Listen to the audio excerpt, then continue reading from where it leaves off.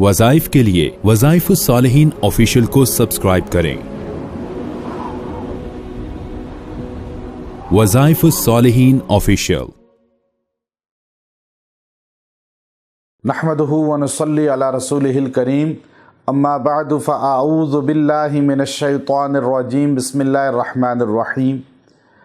آج ایک خاص عمل آپ کو دینا ہے کہ بہت سے مرد اور خواتین شہوت سے پریشان ہوتے ہیں کہ ان کو حد درجے زیادہ شیطانی خیالات آتے ہیں، غلط طرف ذہن جاتا ہے اور جسم کے اندر جو ہے شہوت ابھرتی ہے۔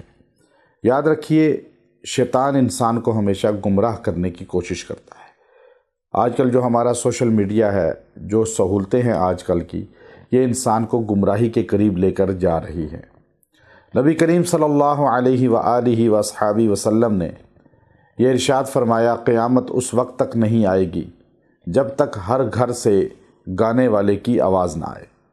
جب آج سے 30 سال پہلے یہ حدیث ہم نے سنی تو اس وقت ہم سوچ رہے تھے کہ یہ کیسے ہو سکتا ہے کہ ہر گھر سے گانے کی آواز آئے، ہر گھر سے جو ہے وہ موسیقی چلے۔ لوگ اس کو معیوب سمجھتے تھے، سنیما گھر جانا بھی معیوب سمجھتے تھے، لیکن آج موبائل کی شکل میں ہر جیب سے گانے کی، موسیقی کی آواز آ رہی ہے۔ یہ علامات قیامت بھی پوری ہو چکی ہیں، اور اب یہ موبائل جو ہے اور دیگر چیزیں، انٹرنیٹ، یہ انسان کو شہوت کے ابھارنے کا ذریعہ بنتے ہیں، گمراہی کا ذریعہ بنتے ہیں۔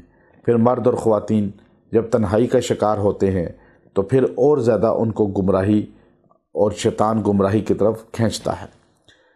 اب جب شیطانی وسوسے کثرت سے آئیں اور انسان گمراہی کی طرف جا رہا ہو اور انسان کو شیطان اپنی طرف لپیٹ رہا ہو، کھینچ رہا ہو اور اس کو گمراہی کی طرف دھکیل رہا ہو اور شہوت کا غلبہ ہو، تو اس وقت نبی کریم علیہ الصلاۃ والسلام نے جو عمل بتایا، سب سے پہلا کہ انسان نکاح کرے، نکاح میں تاخیر نہ کرے، اور دوسرا جو خاص عمل آپ کو دینا مقصود ہے وہ یہ ہے کہ شیطان جو ہے وہ شہوت کے ابھارنے کا ذریعہ بنتا ہے، اور غصہ بھی شیطان ہی کا ایک ذریعہ ہے۔ تو غصے کے وقت بھی نبی علیہ السلام کا طریقہ یہ تھا کہ اس بندے کو پانی پینے کی تلقین فرماتے تھے کہ آگ ٹھنڈی ہو جائے گی اندر کی، جو غصہ ہے۔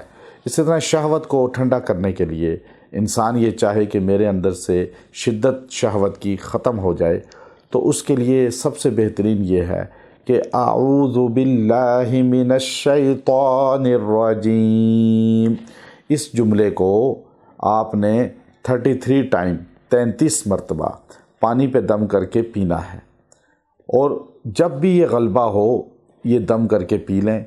اللہ تبارک و تعالی جسم سے شہوت کو خارج کر دیں گے اور انسان کو ہدایت عطا فرما دیں گے اور گناہوں سے بچنے کی توفیق دے دیں گے، اور اللہ کی مدد شامل حال ہو جائے گی۔ وآخر دعوانا ان الحمد للہ رب العالمین۔